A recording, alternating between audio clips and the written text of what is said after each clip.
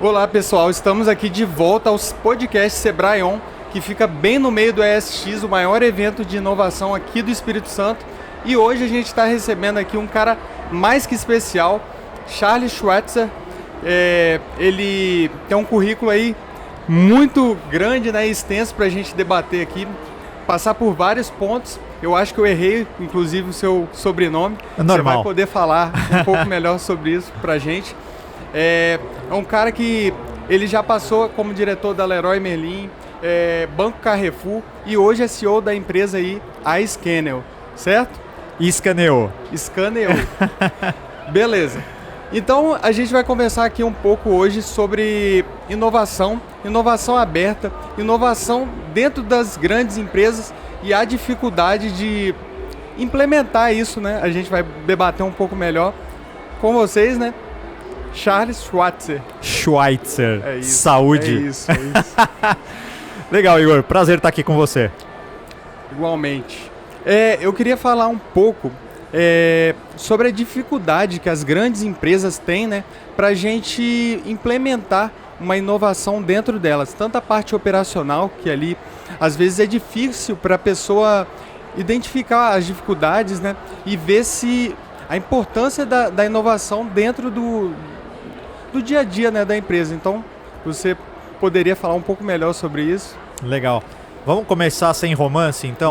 Vamos. Porque é o seguinte, toda vez que a empresa faz o planejamento estratégico de um ano para o outro, ela marca CAPEX e OPEX, e aí é o seguinte, com esse dinheiro, você não pode errar.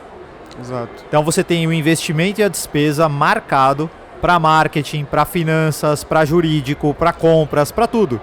Então, de que forma você cria, de fato, um ambiente saudável para que as empresas e as pessoas possam inovar dentro delas? Então, começa-se por defender um orçamento para a inovação e dentro desse orçamento de inovação, você criar um apetite de risco. Então, esse apetite de risco ele precisa contemplar tempo e dinheiro. Exato. Então, quanto de tempo e quanto de dinheiro você está disposto a investir para testar uma ideia que pode dar errado? E aí não tem resposta certa ou errada, é o apetite da empresa. Então, Sim. Quanto de dinheiro e quanto de tempo você está disposto a investir numa ideia? E aí, quanto mais você fracionar isso, mais ideias você pode testar. Quanto menos você fracionar, menos ideias você pode testar. Com certeza. E assim, uma dificuldade que isso acaba gerando também é a questão de mensurar quanto que a inovação ela está sendo utilizada para a empresa. Por exemplo, quanto a gente adota um processo inovador ali, da forma incremental mesmo, ali do dia a dia, e às vezes a gente tem dificuldade em medir quanto essa inovação está afetando o nosso caixa, quanto que a gente está recebendo de lucro a mais. E assim, isso ajuda muito a gente a defender a inovação dentro da empresa. E eu queria que você falasse um pouquinho também sobre isso. Bom, eu sou absolutamente a favor de que a gente meça tudo. Porque dentro do ambiente corporativo, Igor, na boa, tudo é ROI. Tudo. E inovação também tem que trazer ROI. Só que aí a gente pode fazer um combinado. Eu não vou ficar perdendo tempo criando planilha de Excel e slide de PowerPoint para defender a necessidade de criar a inovação. Eu vou fazer isso depois que eu já testei com os KPIs medidos. E aí eu preciso dar o ROI sobre todas as inovações. Exato. E não sobre cada inovação. Então, a gente precisa medir tudo sim. Só vai existir inovação, só vai existir algo novo criado dentro da empresa se eu for capaz de medir e o resultado for positivo. E aí sobre essas que são positivas, a gente tem os indicadores necessários para manter elas de pé. Então, inovação também tem que ter ROI, inovação tem que ser medida. Só que aí é o seguinte, como a disciplina de inovação é para a empresa inteira, sim, às vezes você pode ter uma inovação que melhora um processo, diminui um prazo ou reduz um custo. Ou você tem uma inovação para a ponta, que pode trazer novas vendas, novos formatos de faturamento, etc. De qualquer forma, o indicador tem que estar presente, tem que estar na mesa. Se não, aí é só chute, tem que medir. E uma coisa interessante também que eu queria levantar aqui é que normalmente as unidades de inovação são espalhadas por toda a empresa, né? Por vários departamentos. Todo mundo às vezes quer inovar um pouco. E aí eu queria saber com você como a gente faz essa gestão de conhecimento em tantas áreas, porque eu sei que não é fácil e para medir a inovação dentro da empresa acaba dificultando ainda mais isso, né? Ô Igor, você tocou num ponto agora, que é um dos pontos mais difíceis e assim, um dos mais atuais que existe. Porque olha só, se você for lá na Amazon e perguntar, vocês têm área de inovação? Sabe qual vai ser a resposta? Não. Não tem. Só que é o seguinte, você se inspira nisso e aí você fala assim, então não teremos área de inovação porque todo mundo precisa ser inovador dentro da empresa. Exato. Só que a sua empresa não tem essa decisão só. Ela tem a cultura que já existe dentro da empresa. A Amazon investe 12% do seu faturamento em inovação, tem dinheiro disponível. A Amazon tem os seus princípios de liderança e um deles, o terceiro da lista, fala sobre você inovar. E aí todo mundo é avaliado sobre esse terceiro princípio de liderança. Então, suas movimentações laterais, de salário, de bônus, etc., todas as movimentações internas são medidas por isso. A sua empresa tem isso dentro da cultura? Então, se não tem, você precisa ter uma área de inovação.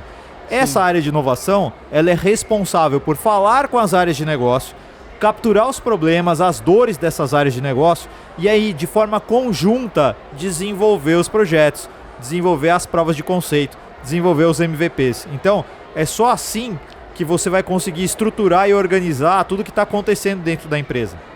A inovação, absolutamente, não é para ela ser um departamento onde ela faz toda a inovação da empresa. Não, muito pelo contrário, senão a mensagem é ruim, né? Eu e o Igor a gente inova, vocês não, viu, pessoal? Só eu e ele. É muito ruim a mensagem. Sim. Então, a gente está aqui para suportar a que a inovação aconteça dentro da empresa inteira. Capturado o problema, qual é a metodologia, qual é o processo de inovação que a gente vai usar para desenvolver a inovação. Pode ser o intraempreendedorismo, pode ser a inovação aberta com startups, pode ser o que for. Mas assim, eu vejo uma dificuldade, porque quando... Eu sei que toda parte, quando projeto de inovação tem que ser puxado por alguém, né? E nesse sentido, quando a inovação dispersa para a empresa, quem puxaria isso, sabe? Quem ficaria a cargo disso? Seria a área que é interessada ao projeto ou a área que tem mais a ver com inovação? Não sei, sentido... Eu acho que sempre a área de negócio, sempre a área que é impactada por aquele projeto, por aquele processo de inovação, ela precisa participar. No início, talvez menos. Ela pode só confiar a sua dor e o seu problema ao time de inovação. E o time de inovação se responsabiliza por encontrar uma startup, por encontrar uma big tech, por encontrar uma solução para aquele problema. Mas depois, é a própria área de negócios que vai ter que suportar aquilo na linha do tempo. Imagina o seguinte, a gente fez aqui uma prova de conceito. Deu certo. Os resultados e os KPIs estão na mesa. A gente agora quer escalar. Quem é que vai sustentar isso? É a área de inovação indefinidamente ou é a área de negócios? Entendi. É óbvio que é a área de negócio. Então, precisa ser um trabalho conjunto. Não existe fazer inovação hoje dentro de uma garagem, de um lab, etc. E depois falar, olha pessoal, criei isso aqui, implementem. Não, se não tiver um trabalho conjunto, de fato, entre a área de inovação, que vai fazer uma curadoria e vai habilitar que as coisas aconteçam, com a área de negócios, sem isso não existe. E para encerrar, uma empresa assim que está começando, está engatinhando na inovação, qual o caminho? Assim? Eu sei que não é uma pergunta fácil, né? Mas se você pudesse levantar alguns pontos para essa empresa criar essa cultura de inovação dentro dela, quais seriam? Então, para mim, começa pelo apetite de risco. Então, o Comex, o C-Level, os sócios, os fundadores, eles precisam definir o seguinte: qual é o nosso apetite de risco para fazer uma prova de conceito? 10 mil reais, 50 mil reais, 30 mil reais, precisa estar definido. Porque esse dinheiro, eventualmente, não vai dar certo. E aí você vai perder esses 10 mil, 30 mil, 50 mil. E um apetite de tempo. Quanto tempo a gente vai esperar, vai ter paciência para medir o primeiro resultado positivo? 2 meses? 3 meses? 6 meses? Uma vez definido o apetite de risco, você cria inclusive o ambiente para dar segurança psicológica para os seus colaboradores poderem inovar e saberem se deu errado, sem tá medo tudo de bem. errar, né? É isso. Porque assim, de novo, a gente falou na primeira pergunta, com o CAPEX e OPEX que já está carimbado, você não pode errar. Vai errar com o teu orçamento de marketing do ano? Negativo. Não. Então assim, com esse orçamento sim, você pode errar. Agora, uma inovação que para de pé, em geral, ela paga todo o resto.